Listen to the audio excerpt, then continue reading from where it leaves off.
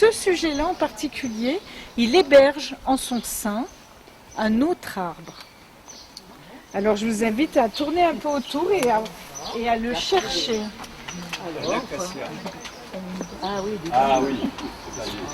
Le syndicat de Valais-Cévenol est structure animatrice du site Natura 2000 de la Haute-Sèze, où on se trouve aujourd'hui.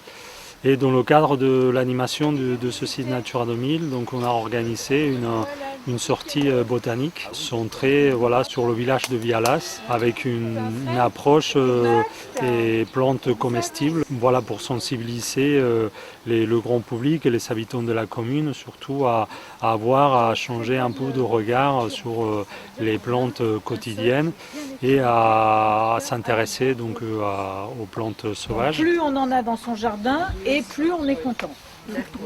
Donc c'est une stellaire intermédiaire, média, Stellaria media. On peut en faire des salades. Moi avec cette plante je fais la moitié de mon saladier avec ça et l'autre moitié avec une diversité d'autres plantes. Elle est très douce, elle a un tout petit goût de petit pois, bien qu'elle ne soit pas du tout de la famille. La difficulté avec les plantes alimentaires, pour avoir envie de les manger, il faut avoir envie de les manger. Moi, à ce stade, cette plante, elle reste appétante. Elle a des qualités qui sont très proches de l'ortie, pour la bonne raison qu'elle fait partie de la même famille. Vous remarquerez qu'elle pousse particulièrement dans les murs, dans les bas de murs, et ça va lui donner son nom. Variétaire. Merci. Elle a révisé.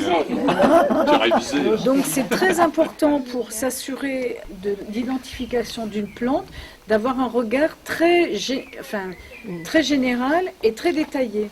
C'est-à-dire qu'il y a le port de la plante, mais il y a aussi à quoi ressemblent les feuilles en bas, à quoi ressemblent les feuilles en haut. Est-ce qu'il reste encore des feuilles sur la rosette ? Est-ce que c'est une plante qui fleurit à cette époque? Il y a d'autres critères qu'on ne va pas trouver dans les livres, qui sont vraiment le toucher, l'odorat et en dernier lieu le goût. Vous voyez la petite chose qui dépasse là? Eh bien ça, c'est ce qu'on appelait dans le temps le pistil. Maintenant on décortique et maintenant on dit qu'il y a un style et un stigmate. Et alors ce qui est très intéressant chez les astéracées, parce qu'elles ont toute cette particularité. Non seulement cette famille fait des capitules et chaque fleur a un style avec un stigmate qui est bifide. C'est toute cette famille a stigmate bifide. Le stigmate, c'est ce qui est juste en haut. Il est en deux parties comme ça.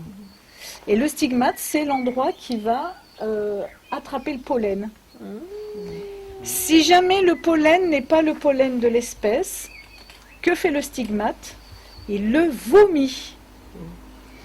Mais vraiment, très lentement, mais si on le met en accéléré, il fait... seulement les bifides.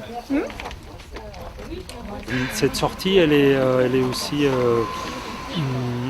aussi organisée dans le cadre d'un ABC, d'un atlas et de la biodiversité communale qui a démarré cette année à la commune de Vialas, où il s'agit de mener des actions pour mieux connaître et mieux préserver et mieux valoriser les richesses naturelles. C'est une excellente plante pour le transit intestinal parce qu'elle contient des mucilages. Celle-ci, c'est mauve commune. Parce qu'il y en a plein des mauves. Oui, voilà. Et toutes elles se mangent. Oui, elles sont toutes comestibles, les feuilles, les fleurs, crues, cuites. Voilà.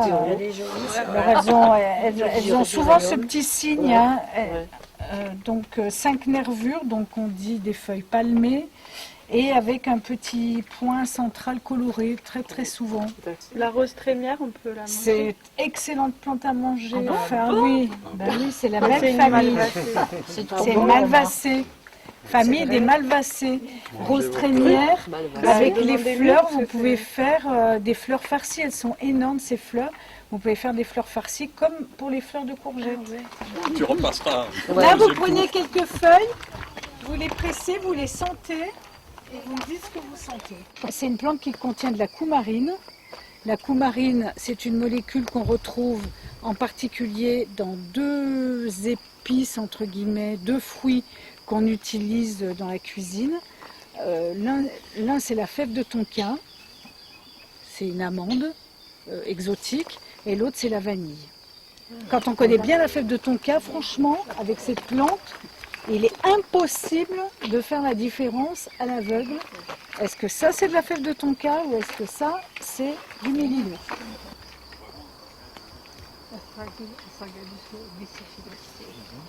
Dans cette famille, elle est assez facile à reconnaître parce qu'elle est petite, elle est vraiment très lagnacée, ce qui n'est pas du tout le cas de ce qui t'inquiétait, qui est donc ciguë, Nantes et tout ça.